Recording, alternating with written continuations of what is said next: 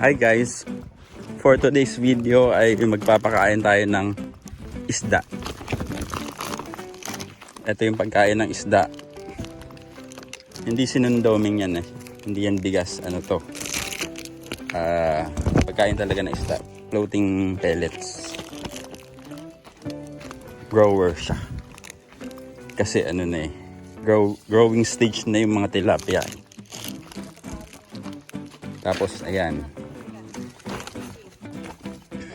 So mga 5 cup siguro. So mga ano kasi itong mga tilapia na to yung mga ordinary tilapia lang. Ayun na sila, naglalapitan na. Saan yun?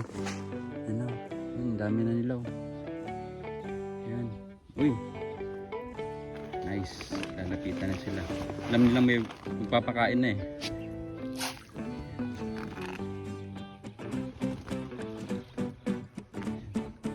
Kita nyo ba? Kainan na sila. Galing na lumangoy. Sama-sama sila. Malalaki na. Mga ano na siguro sila. 4 to 5 inches. Nung nilagay namin yan more than 2 months ago na, ano lang yan, mga 1 inch.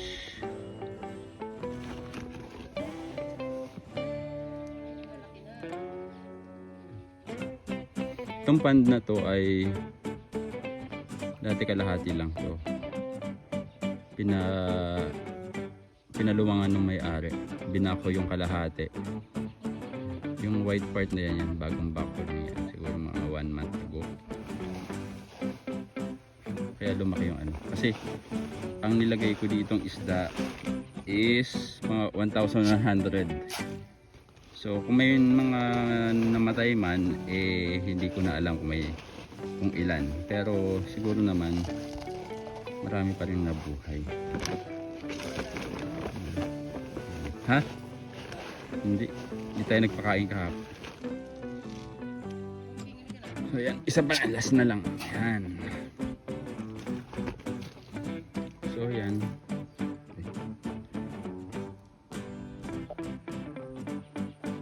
Siguro naman kasya na sa kanila yan. Merong mga ano dyan, ibang malalaki nakikikain din. Yung mga existing na isda. Bago namin nilagay yung mga maliliit.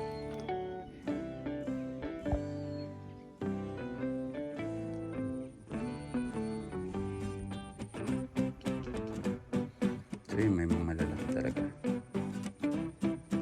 Yung mga gapalad na. Pero may mga maliliit na sobrang liliit eh. Siguro yun yung mga bagong anak.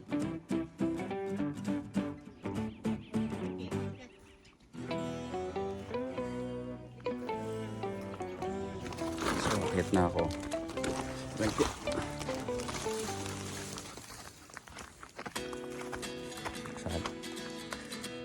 So nandito yung dalawang aso. Say hi to the vlog. Ito si Bungking. Ito si Kokay. Kokay.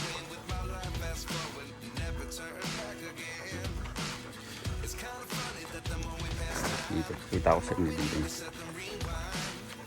yung ilog, yung pond.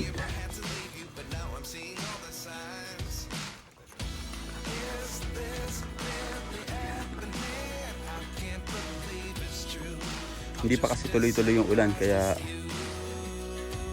hindi pa siya tumataas ng gusto. Kaya siguro pagka nag-isang linggo yung ulan na sunod-sunod, kaya tataas na yan hanggang halos ka-level nitong lupa sa taas. Pero sana mangyari yon para hindi na ako bumababa doon. Para dito, from here, yan na ako maghagis ng kakain. Kakainan na sila dito.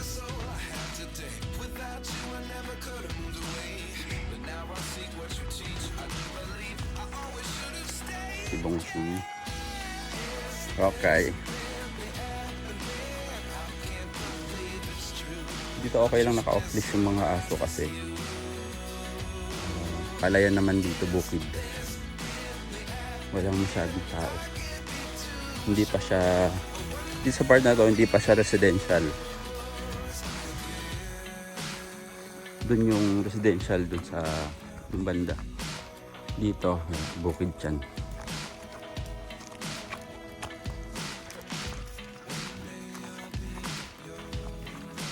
So ito, ibabalik na natin dun sa Kubo Cottage.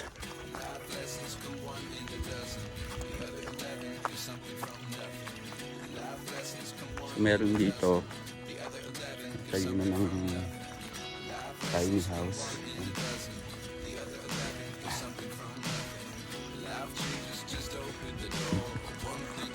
So hindi yan yung kubo.